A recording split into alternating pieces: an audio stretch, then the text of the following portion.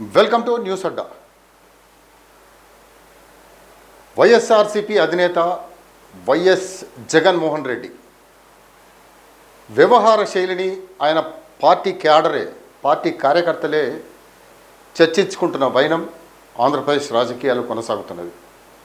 ఒకవైపు ఎన్డీఏతో స్నేహం అంటూ, చంద్రబాబుతో వైరం అంటూ ఏ విధంగానైతే తన రాజకీయ వ్యవహార శైలిని వ్యవహరిస్తున్నాడో దాన్ని మాత్రం కరుడుగట్టిన వైఎస్ఆర్సీపీ సంబంధించిన వాళ్ళైతే చాలా వ్యతిరేకిస్తున్నట్టుగా తెలుస్తుంది. అయితే ఆంధ్రప్రదేశ్ రాజకీయాల్లో వైఎస్ఆర్ కాంగ్రెస్ పార్టీ అధినేత వైఎస్ జగన్మోహన్ రెడ్డి అనుసరిస్తున్న వ్యూహం సొంత క్యాడర్కు విస్మయానికి గురిచేస్తోంది. యుద్ధం ఎవరితో చేస్తున్నాం, శత్రువు ఎవరు అనే ప్రాథమిక సూత్రాన్ని విస్మరించి జగన్ అడుగులు వేస్తున్నారని తెలుస్తున్నది. ప్రస్తుతం ఆంధ్రప్రదేశ్లో అధికారంలో ఉన్నది తెలుగుదేశం, జనసేన, భారతీయ జనతా పార్టీల ఎన్డీఏ కూటమి. కానీ జగన్ మాత్రం నేను ఎన్డీఏ కూటమి లేదా కేంద్ర ప్రభుత్వంతో పోరాడను, నా శత్రువు కేవలం నారా చంద్రబాబు నాయుడు మాత్రమే అన్నట్లుగా వ్యవహరిస్తున్నారు. శత్రువు భాగస్వాములను మిత్రులుగా చూస్తూ ప్రధాన శత్రువును మాత్రం ఒంటరిగా టార్గెట్ చేయాలనుకోవడం రాజకీయాల్లో నిజంగా తిక్క పాలిటిక్స్కే పరాకాష్ఠగా మారుతుందనేది అందరికీ తెలుసు. ప్రజాస్వామ్యంలో ఓటర్లు ఎప్పుడు స్పష్టత ఉన్న నాయకుడిని, రాజీ లేని పోరాటం చేసే వ్యక్తినే ఆదరిస్తారు.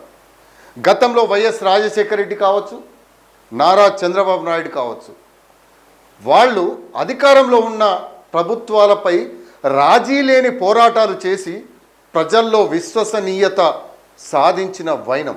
కానీ జగన్మోహన్ రెడ్డి కేంద్రంలోని మోదీని కావచ్చు, అమిత్ షాను కావచ్చు, వాళ్ళపైన ఈరోజు వరకు ఒక ఈగ కూడా వాలనివ్వకుండా జాగ్రత్త పడుతూ వస్తున్నారు.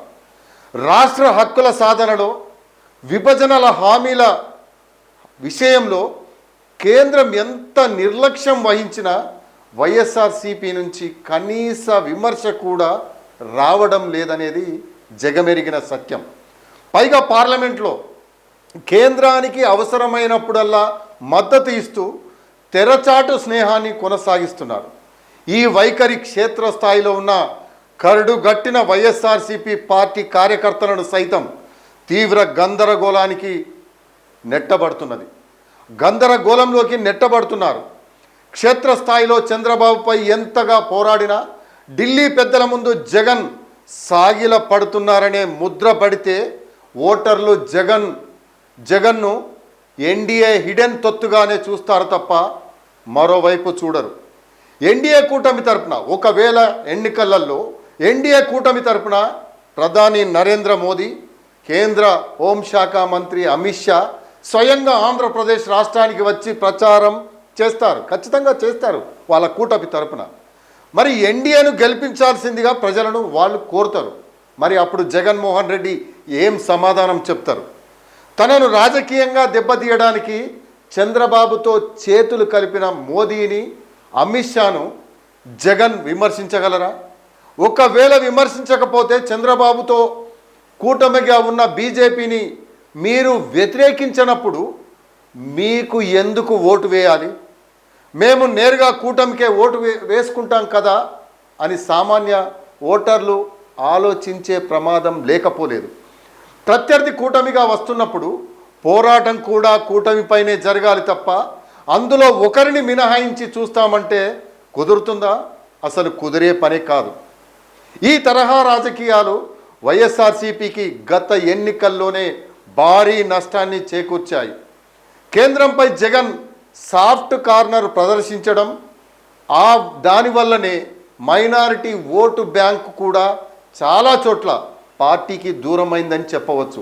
అయినప్పటికీ ఈ ప్రాథమిక సత్యాన్ని ఆయన అంటే జగన్మోహన్ రెడ్డి తెలుసుకోలేకపోతున్నారు.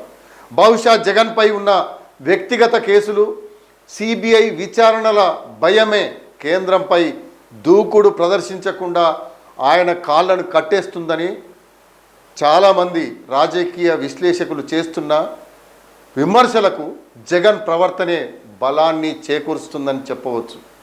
రాజకీయాల్లో ప్రత్యర్థులతో రాజీ పడే సంకేతాలు ఇస్తే క్యాడర్ నిరుత్సాహపడుతుంది. జగన్మోహన్ రెడ్డి ఇప్పటికైనా గ్రహించాల్సింది ఏంటంటే, చంద్రబాబును ఎదుర్కోవాలంటే ఆయనకు వెన్నుదన్నుగా నిలిచిన ఎన్డీఏ శక్తిని కూడా బలంగా ఢీకొట్టాలి. కేంద్రం వైఫల్యాలను, రాష్ట్రానికి జరుగుతున్న అన్యాయాలను గట్టిగా నిలదీయకుండా కేవలం తాడేపల్లి ప్యాలెస్ ప్రెస్ మీట్లకు పరిమితమై చంద్రబాబుపై వ్యక్తిగత విమర్శలు చేస్తే ప్రజలు సీరియస్గా తీసుకోరు. అది తెలుసుకో.